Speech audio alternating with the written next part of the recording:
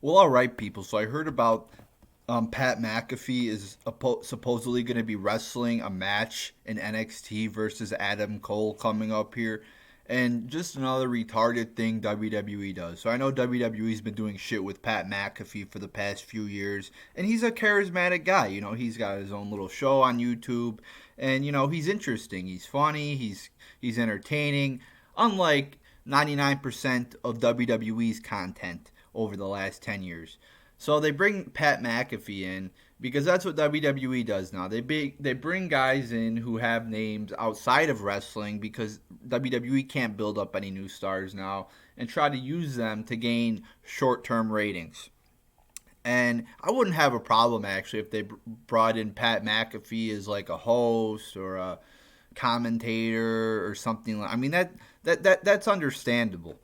I think he is kind of a wrestling fan, and he's got a name. So, and like I said, he's charismatic. So if you want to bring him in, I don't have a problem with that. But now you want to put him in the wrestling ring? Why? Because you can't. Again, here's why. Because they can't build any new stars. It's why they brought in Rob Gronkowski. It's why they brought in those people from the UFC to fight one-time matches. And they have a history of doing this, of bringing in celebrities who have never wrestled before, and just putting them in the ring to try to draw a one-time rating. It's ridiculous. I mean, do you think Pat McAfee? I mean, he's obviously athletic. He's obviously got physical abilities. He's played in the NFL, although he is a punter. So I mean, but he's obviously athletic. He's strong, but it's totally different when you're in a wrestling ring. I mean, there's people that spend years, even decades, perfecting their craft in the wrestling ring. And to just bring in this guy, oh, we're gonna have a match. Really? It's ridiculous. And sometimes it works. Sometimes you get lucky. Like with Ronda Rousey, I felt like it worked, but she wrestled in the UFC, so I feel that's a lot different. Making that transition from UFC to WWE. We've seen many people make that successful transition, whether it's Brock Lesnar or Ronda Rousey. But when you're coming from a totally different sport that's not fighting like NFL, it's going to be very hard. I could be wrong, but I'm 99% sure that Pat McAfee does not know how to wrestle. So this is just crazy. It's really insane how they do this. WWE. I have said this probably hundreds of times, but it's so true, and they prove this on probably a weekly or monthly basis when they do shit like this.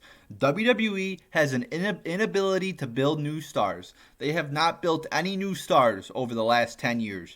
I mean, you can make the argument maybe AJ Styles. I don't know if he's at star level yet, but he made his name in the independents. He made his name in TNA.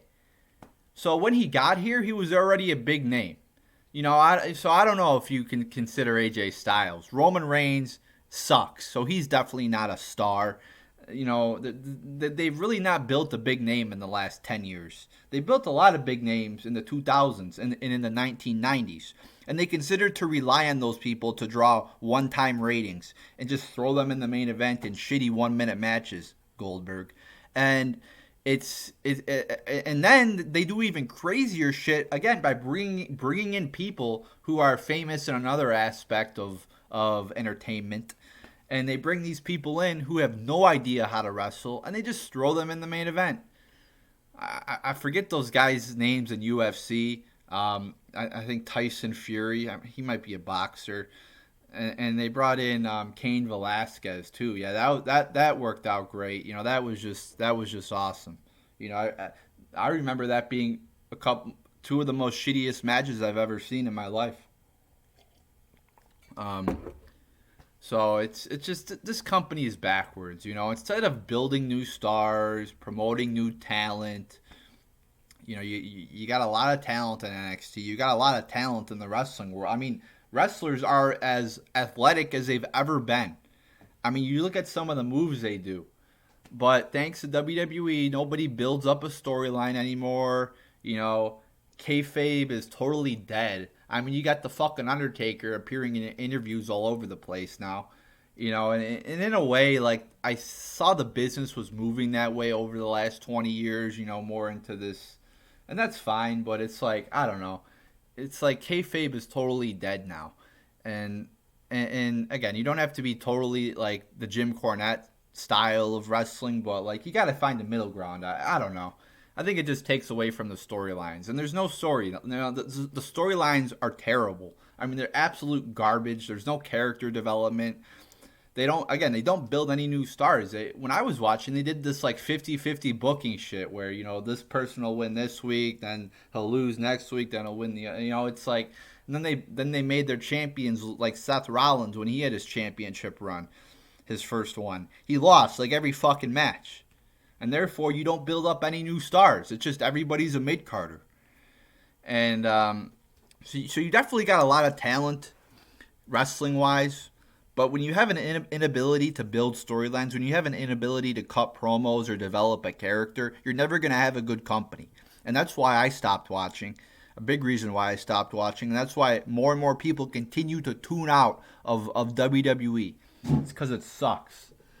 And nobody wants to see this guy, like a Pat McAfee or a Tyson Fury come in and just get right into the main event. There's people that have worked their entire lives. People like, in NXT, people in the independents who have worked their entire lives to legitimately build up their wrestling skills and their promo skills. And they get ousted from an opportunity because some guy who made their name in the NFL just comes right along and takes a potential spot. It's ridiculous. And in a way, like the same thing happened in the UFC.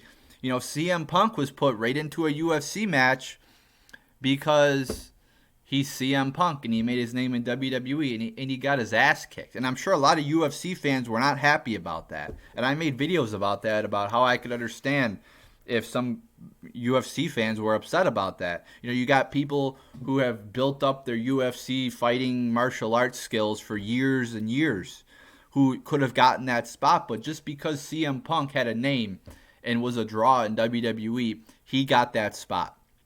Same thing in WWE, and I think it really alienates a lot of fans. Well, it alienates myself when I see talented wrestlers not get a wrestling spot, but Pat McAfee gets a wrestling spot. And I got nothing against Pat McAfee.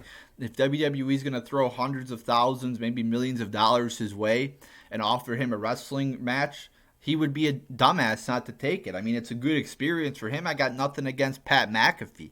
I got nothing against Goldberg. I got nothing against Undertaker. I got nothing against these guys. If they're going to offer them a spot, and offer them a good contract, why not take it? Who I have my grief against is WWE management, who continually puts out a shitty ass product. So there you go, people. Enough ranting. I don't want to remind myself too much about the shittiness of WWE. I stopped watching it because it was causing too much stress in my life and raising my blood pressure too much.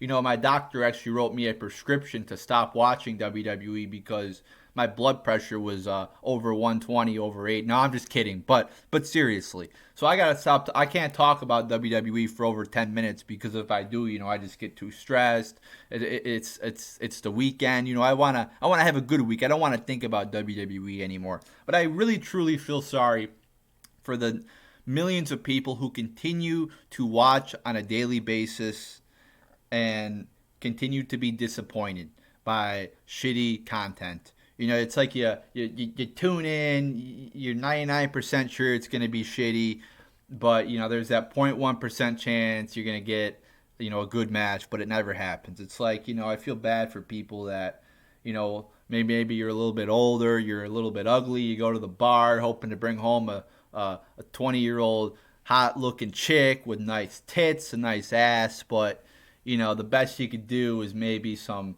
300-pound fat ass. So, same thing with watching WWE. I think that is a perfect analogy. So, I'm just going to leave it there, people.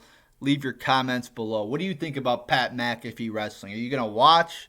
Maybe you'll watch for one episode, but it's not going to garner long-time fans, I don't think. So, leave your comments below. But even as somebody who doesn't watch this garbage show anymore, I don't think it's a good idea. So, there you go, people.